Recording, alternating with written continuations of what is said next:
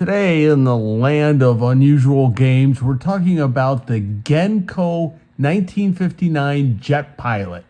So, technically, it's not really a Genco game. It's actually Chicago Coin, because in late 1958, Genco sold their assets to Chicago Coin. But to back up a little bit, in 1957, Genco came out with a game called Motorama, which used this cabinet. And whenever you tool up for a new cabinet, it always means money, and you end up with more of the cabinets than you probably could use. So after the 57 Motorama, Genco came out with the 58 Space Age, which used the same cabinet.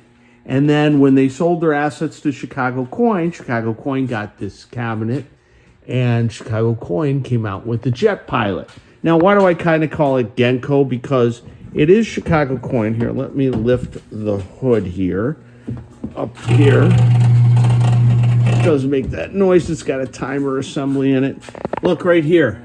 Genco testing grounds. And they've got all these rockets and stuff. It's kind of cool, but up here, Chicago Coin. So is it Chicago Coin or is it Genco? Who knows? It's also kind of similar to the 1940 C.R. Kirk air defense game. That's another one of these games that's really incredibly rare that you just never see. But it is kind of similar to that in a lot of ways. I have a flyer for the air defense, the Kirk air defense, but good luck trying to find that game. Well, good luck trying to find this game. I mean, this is a rarity too. This game just does not pop up. Look, it even has south, north. Oh, where's east? Wait, where's west? I'm so confused. I'm flying in a jet plane, baby. And here's under the hood. You can see that there's timer units, some steppers, a score motor. There's obviously a motor for the plane, and a couple bells and a reset bank. So you can see all the mechanisms that are in here. Turn the wheel for some real fun. The object of this game is using this steering wheel, and you can see it was adapted from other cabinet styles because they got a plate where there was a steering wheel, or actually a knob. This was used, I think, both Motorama and Space Age had a knob over here. You turn wheel left, and then this guy comes up, and that light comes on, and then when you land it, you can hear a relay engage. It goes over one of these rollover switches. But what the cool thing is when you land, a lot of times you'll land right here and watch, the plane will bounce. See that bounce? Sometimes when it bounces, like if this one's unlit and that one's lit, you can bounce with the skip over and get that one. It's a pretty cool trick. And it takes a lot of timing because your takeoff and your brake, if you turn the wheel right, brake, requires strategy. Now, when we start the game, here, I'll start it up. Okay, so we start with the inner rows of cities. See all the cities that are lit? Okay, so the first one's a give me. Any idiot can get the first one. It's a freebie. So you start going like this until you get the red light. Plane gets altitude. Okay, so now we can land. And it doesn't matter. I'm just going to glide. I'll just glide land. It doesn't matter. We got London. Okay, from here on out, now it requires skill. Mostly because you find that you're kind of programmed to stop the plane at the same spot. So here, let me try and get another city. See, bounce. I bounced over London. Did you see that? That is so cool. I landed right here, and the plane was bouncing, yet I did the takeoff quick enough. I actually bounced over that switch to get Tokyo. That's what I mean. That is the coolest thing about this game is the bounce. because it gives you strategy sometimes when you think you've missed the city.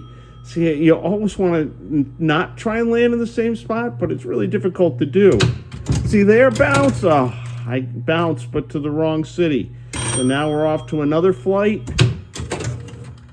And you see you get 12 flights over here, and then your score increments 5,000 points for every city you hit. We've only hit 2 cities, so that's why we're at 10,000. And then they give you a rating. So what I find that it's really hard to stop yourself. You always want to let go of the wheel at the same time, and you really got to train yourself not to. So it's so hard. There, I got Los Angeles that time. I'm up to 15,000 now. Let's see if I can get something else. Over. Oh, God, I bounced over 2 cities. I was impatient.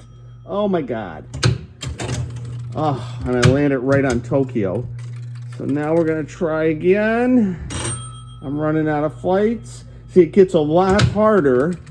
That's a good one. I landed nice, and now I come over nice and easy. I get New York.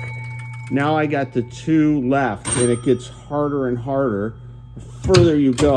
Got it. 1 down, and I'm on my 10th flight. All right, so now this time I'm just going to hit it manually. Well, if it'll, oh, actually I got to be like this. Okay, now I'm going to hit it manually. Okay. And now we lit the outer row of cities. And again, the first one is a give me. And now I've done my 12 flights. I got up to be a captain. You're trying to get to commander and world record. World record is when you get all but like 2 cities or less. 2 cities to 0 cities, like you got them all except for the last 2. And you can see I got 45,000 points. You get 12 flights for a dime.